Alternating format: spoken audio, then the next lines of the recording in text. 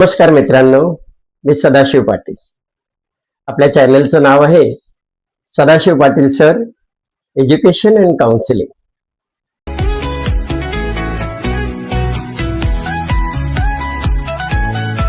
मित्रांनो, आज 19 फेब्रुवारी आपल्याला सगळ्यांना छत्रपती शिवाजी महाराजांच्या जयंतीनिमित्त मनपूर्वक शुभेच्छा.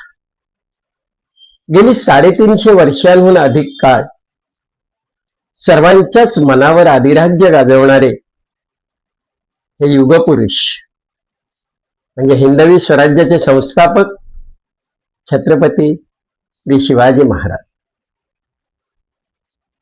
भारताच्या इतिहासातील थोर, दूरदर्शी आणि लोककल्याणकारी राजे. 19 फेब्रुवारी 1630 शिवनेरी किल्ल्यावर राजांचा जन्म झाला. राजमाता जिजाऊ, गुरु रामदास स्वामी यांनी राजांमध्ये उच्च चारित्र्य, राष्ट्रभक्ती, स्वराज्याची भावना रुजवली. राजे आजही नेतृत्व, शौर्य, नीतिमत्ता आणि राष्ट्रप्रेम इत्यादी बाबतीत सगळ्यांचे प्रेरणास्थान आहेत.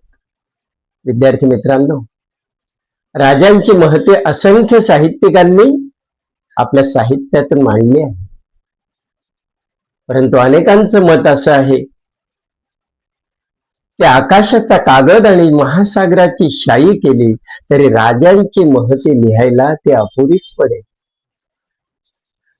चला तर मित्रांनो, आजच्या व्हिडिओच्या माध्यमातून राजांना मानवंदना म्हणून राजांच्या चरित्रातील अत्यंत महत्वाचे 5 पैलू विद्यार्थी म्हणून आपल्याला आचरणात आणण्यासाठी मी सांगणार आहे. खरं तर महासागरासारख्या विशाल चरित्र्याच्या राजांच्या जीवनातील 5 पैलू शोधणं म्हणजे खरंच सागरात मोती शोधण्या इतकं कठीण कार्य आहे. तरीही बाळांनो, केवळ आपल्यासाठी मी हा प्रयत्न करीत आहे. चला तर मग राजांच्या जीवनातील पहिला पैलू म्हणजे स्वावलंबन आणि आत्मविश्वास. बाळांनो, आत्मविश्वास ही प्रत्येकाच्या जीवनातली सगळ्यात मोठी शक्ती असते आणि आपण प्रत्येकानं या शक्तीचं जतन केलं पाहिजे. येणारा प्रत्येक दिवस हा आपली परीक्षाच घेण्यासाठी येत नाही का? मग अशा प्रसंगी आपला स्वतःचा बाणा, स्वतःचे प्रयत्न, स्वतःचे कौशल्य आणि स्वतःचा आत्मविश्वास आपण जपायला पाहिजे. राजांच्या बाबतीत तर काय म्हणावं, बालवयापासून प्रौढ अवस्थेपर्यंत कोणत्याही स्थितीत त्यांनी आत्मविश्वास कधीच ढळू दिला नाही. असे जगावे दुनियेमध्ये आव्हानांचे लावण्यात तर नजर रोखुनी नजरेमध्ये आयुष्याला द्यावे उत्तर. बाळांनो, पन्हाळगडाची सिद्धी जव्हारची मोहीम असो किंवा आग्र्याहून औरंगजेबाच्या तावडीतून निसटण्याचा धीरगंभीर प्रसंग असो, राजांनी आपला आत्मविश्वास कधीच सोडला नाही. आपण सुद्धा कोणत्याही विषयाच्या बाबतीत, कोणत्याही कार्याच्या बाबतीत आणि कोणत्याही जबाबदारीच्या बाबतीत आपला आत्मविश्वास कधीच ढळू देऊ नका. मित्रांनो, राजांच्या आयुष्यातील दुसरा महत्वाचा पैलू म्हणजे दृढ निश्चय आणि ध्येयवाद. खर तर या ध्येयवादाच्या बाबतीत कवी कुसुमाग्रज सांगून गेले की प्रेम कर भिल्लासारखं बाणावरती खोचलेलं आणि मातीमध्ये उगवून सुद्धा मेघापर्यंत पोहोचलेलं माणसाचं ध्येय, निर्धार इतका दृढ असला पाहिजे. आपले ध्येय उदात्त असेल तर आपल्या निश्चयामध्येच आपली खरी शक्ती असते. मग कितीही मोठी अडचण असो, कितीही मोठी समस्या असो, महाराजांच्या जीवनात अनेक प्रसंग आले. 14 वर्षाचे असताना महाराजांनी आपल्या दृढ निर्धाराच्या जोरावर अगदी लहानपणीच्या लुटुपुटीच्या सवंगड्यांचं सोबत तोरणा किल्ला जिंकला, स्वराज्याचं तोरण बांधलं. आणि मित्रांनो, या बालवयातच स्वराज्य स्थापनेचा निर्धार केला, प्रतिज्ञा केली आणि भविष्यात या स्वराज्याला त्यांनी आकारही दिला. मित्रांनो, अशा पद्धतीचं आपलं ध्येय असलं पाहिजे. महाराजांच्या जीवनातील महत्वाचा पुढचा पैलू शिस्त आणि वेळेचे नियोजन. मित्रांनो, तुम्ही इयत्ता 4थी पासून महाराजांचा इतिहास अतिशय सखोल शिकता आहात की बालवयापासून आलेल्या अनेक संकटांना महाराजांनी अत्यंत नियोजनानं तोंड दिलं. मग ती कुठलीही मोहीम असो, त्या मोहिमेच्या संदर्भातली बारीक सारीक नियोजनाची संकल्पना असो, महाराजांनी ते अत्यंत गांभीर्यानं आणि शिस्तीनं अंमलात आणले. मित्रांनो, आपल्याही समोर काहीशा अशाच गोष्टी असतात. आपला अभ्यास असेल, आपल्या विविध विषयांचे पाठांतर, पठण, उजळणी जे जे काही असेल, त्याला सुद्धा आपण आपल्या शिस्तीचा आणि नियोजनाचा आधार द्यायला नको का? आपण जर प्रत्येक गोष्ट शिस्तबद्ध आणि नियोजनपूर्ण केली तर आपण सुद्धा प्रत्येक कामामध्ये यशस्वी नाही का होणार? मित्रांनो, महाराजांची शिस्त तर किती होती. सैन्याला लिहिलेल्या पत्रामध्ये, अर्थात त्या ऐतिहासिक काळामध्ये सुद्धा काही वाक्य आजही आपल्याला आढळतात की खबरदार, माझ्या रयतेच्या भाजीच्या देठाला सुद्धा तुम्ही धक्का लावणार नाही, इजा करणार नाही. मित्रांनो, वाक्य जरी असं असलं तरी या रयतेबद्दल किती तळमळ आहे या राजाच्या मनात हे आपल्याला दिसून. जनतेच्या भाजीच्या देठाला सुद्धा इजा न घालवू शकणारा राजा हा प्रत्यक्ष जिवंत माणसांशी कसा वागत असेल याची कल्पनाच केलेली बरी. खरं तर आज आपण आपला देश चालवणारे, राजकीय नेतृत्व करणारे पुढारी आणि ज्यांच्या हाती प्रशासन आहे असे शिलेदार यांनी महाराजांचं या बाबतीत अनुकरण करायला हवं. जनतेची काळजी घ्यायला. तलवारीचं किंवा हक्काचं राज्य असण्यापेक्षा प्रेमाचं, निष्ठेचं, भक्तिभावाचं आणि कर्तव्याचं राज्य असणं हे केव्हाही सोयीस्कर असतं, निरंतर चिरंतन टिकतं. महाराजांच्या नेतृत्वातील आणखी एक महत्वाचा गुण म्हणजे नेतृत्व आणि संघटन कौशल्य. मित्रांनो, केवढं हे संघटन कौशल्य. आज एखाद्या क्षेत्रामध्ये एखादी व्यक्ती आपल्याला निवडायची असेल तर त्या व्यक्तीच्या संदर्भात अनेक पद्धतीने मुलाखती, इंटरव्ह्यूज घेतले जातात. पण महाराजांच्या काळात काय? बहिर्जी नाईकांची नियुक्ती कशी झाली? येसाजी कंकांची नियुक्ती कशी झाली? तानाजी मालुसरे, बाजीप्रभू देशपांडे, आणखी जे जे काही मावळे होते त्यांच्या नियुक्त्या महाराजांनी कशा केल्या? तर ही गुणग्राहकता या अष्टपैलू व्यक्तिमत्वात होती. कोणत्या माणसाचा स्वराज्याच्या कोणत्या कामासाठी सुंदर पद्धतीने उपयोग केला जाऊ शकतो याची गुणग्राहकता महाराजांमध्ये होती. आणि म्हणून आजच्या तंत्रज्ञानाच्या युगात सुद्धा माणसं निवडताना कित्येक मोजपट्ट्या अपुऱ्या पडतात. महाराजांच्या मात्र एका विचारात आणि एका दृष्टीमध्ये माणसाची पारख केली जायची आणि त्या त्या माणसाकडे दिलेली जबाबदारी महाराज अत्यंत कुशलतेनं करूनही घ्यायचे. आणि म्हणूनच राज्य टिकलं, स्वराज्य मोठं झालं. उभ्या जगाने या स्वराज्याची दखल घ्यावी इतका आदर्शवत हे स्वराज्य झालं. मित्रांनो, आजच्या काळामध्ये तुम्हाला सुद्धा सार्वजनिक जीवन जगताना, स्वतःसोबत इतरही इतरांची कामं करताना हे संघटन कौशल्य बाळगलं पाहिजे. माणसं जमवता आली पाहिजे, जमवलेली माणसं टिकवता आली पाहिजेत आणि टिकवलेल्या माणसांच्या खांद्यावर जबाबदारीची धुरा देता आली पाहिजे. तुमच्या 10वीच्या अभ्यासक्रमामध्ये एक छोटीशी कविता स्थूल वाचनासाठी दिली. मित्रांनो, इथे किती चपखल लागू पडते बघा. विरा राठोडांची कविता आहे, मनक्या पेरन लागा. याचाच अर्थ माणसं पेरायला लागूया. मित्रांनो, माणसं पेरली पाहिजेत तर माणुसकी उगवते, आणि माणुसकी उगवली की एकता साधली जाते, राष्ट्र बळकट होतो, समाजाचा उद्धार होतो.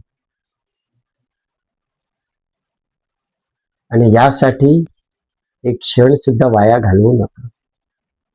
प्रत्येक चांगल्या कामासाठी, प्रत्येक चांगल्या नियोजनासाठी महाराजांनी त्यांच्या आयुष्याचा एक एक क्षण ज्या पद्धतीने वेचला, सत्कारने लावला, आपल्याला आपल्या उद्धारासाठी सुद्धा महाराजांचा हा गुण घ्यायचा आहे. आणि क्षणाचं महत्व तरी किती असतं मित्रांनो. असं म्हणतात की क्षण क्षण काल इकट्ठा होकर लंबा युग बन जाता है. क्षण को क्षुद्र न समजो बच्चो, ये तो युग का निर्माता है. तेव्हा वेळेचं महत्व नियोजनासाठी अत्यंत आवश्यक आहे. महाराजांच्या जीवनातील महत्वाचा आणखी एक गुण म्हणजे न्यायप्रियता आणि चारित्र्य. मित्रांनो, आजच्या अवस्थेमध्ये या सद्गुणांची आपल्याला सगळ्यांनाच जोपासना करायला हवी. महाराजांनी नेतृत्वाच्या बाबतीत अनेक गोष्टी साध्य केल्या, अनेक मोहिमा यशस्वी केल्या. मात्र महाराजांच्या अंगी असणारे बालपणापासूनचे गुण म्हणजे न्यायप्रियता आणि चारित्र्य, खरं तर त्यांच्या आईंकडून आणि गुरूंकडून त्यांना मिळालेला हा सद्गुणांचा ठेवा त्यांनी आटोकाट जपला. जीवनाच्या उत्तरार्धापर्यंत न्यायाच्या बाबतीत आणि चारित्र्याच्या बाबतीत महाराजांनी कधीच तडजोड केली नाही. आयुष्यात पहिला प्रसंग आला न्याय निवडण्याचा, तो त्यांच्या बालवयात.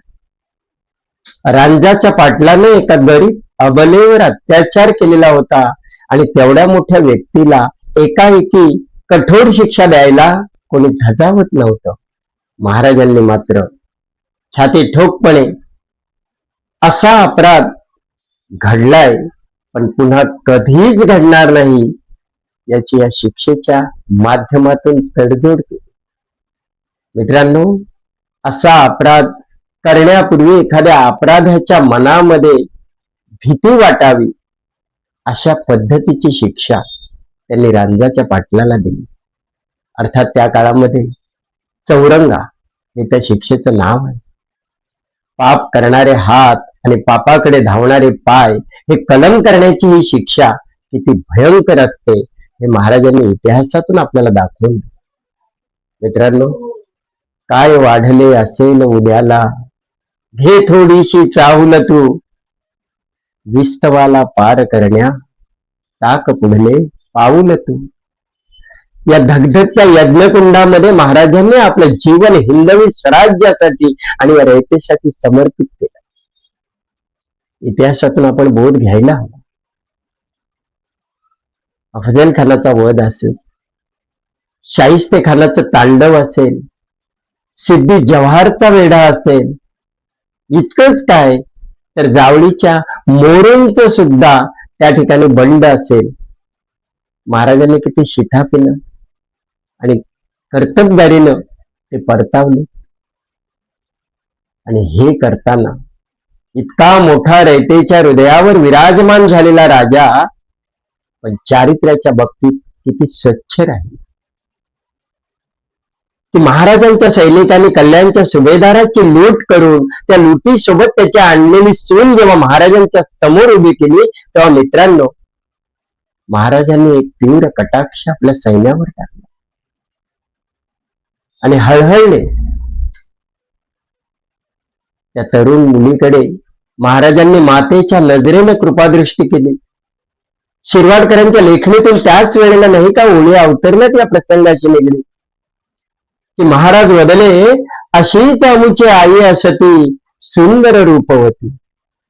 अशीच आमुची आई असती सुंदर रूपवती, आम्ही पितके सुंदर असतो, वदले छत्रपती. चोळी बांगडी देऊन त्या माऊलीचा सत्कार केला, सन्मान केला आणि तिला स्वगृही सन्मानानं परत पाठवलं. काय प्रतिमा महाराजांची मनात उभी राहिली असेल त्या माऊलीच्या, की माणसामध्ये ईश्वर महाराजांच्या रूपात पाहावा, तो सर्वसाधारण जनतेनं अशाच स्वरूपामध्ये. मित्रांनो, आज तुम्ही शालेय जीवनामध्ये शिकत आहात, जीवनविषयक अनेक धडे गिरवत आहात. उद्या राष्ट्राची धुरा तुमच्या खांद्यावर असेल, या देशाचा एक मजबूत आधार म्हणून तुम्ही मोठे नागरिक व्हाल. त्यावेळेला हा एक एक गुण तुम्हाला सह्याद्री सारखा वाटेल आणि या गुणाची जोपासना तुम्हाला निरंतर करायची आहे. मित्रांनो, महाराजांसारख्या राष्ट्रपुरुषांना डोक्यावर घेऊन नाचणं हे आता थोडस कुठेतरी थांबवायला पाहिजे. या राष्ट्रपुरुषांचे विचार डोक्यामध्ये ठेवूनच तसं आचरण करणं हेच आपण आता रुजवलं पाहिजे. महाराजांच्या अनेक गुणांपैकी असे गुण आपल्या समोर जे आहेत की ज्याचं चिंतन केलं, जे हृदयात साठवलं, आचरणात आणलं, तर आपल्यालाही यशस्वी व्हायला कुणाची मदत लागणार नाही. आणि शेवटी जीवन म्हणजे तरी काय आहे की देखना देहांत तो जो सागरी सूर्यास्त सा, अग्नीचा पेरून जातो रात्र गर्भी वारसा. महाराजांच्या जीवनामध्ये 350 वर्षांपूर्वी जरी महाराज देहाच्या रूपानं जरी आपल्याला सोडून गेले असले, तरी त्यांच्या जीवनातला अग्निसम धगधगणारा विचारांचा, आचरणांचा वारसा आपल्या प्रत्येकाच्या मनात ठेवलाय, तो आपण जपायलाच हवाय. आणि आजच्या महाराजांच्या या जयंतीनिमित्त आपण त्यांच्या सद्गुणांचं पालन करून तसं आचरण करणं हीच खऱ्या अर्थानं महाराजांना आदरांजली ठरेल, खरी मानवंदना ठरेल. आणि म्हणूनच माझ्या विद्यार्थी मित्रांनो, शिवरायांचं 8वावं रूप, शिवरायांचा 8वावा प्रताप. धन्यवाद.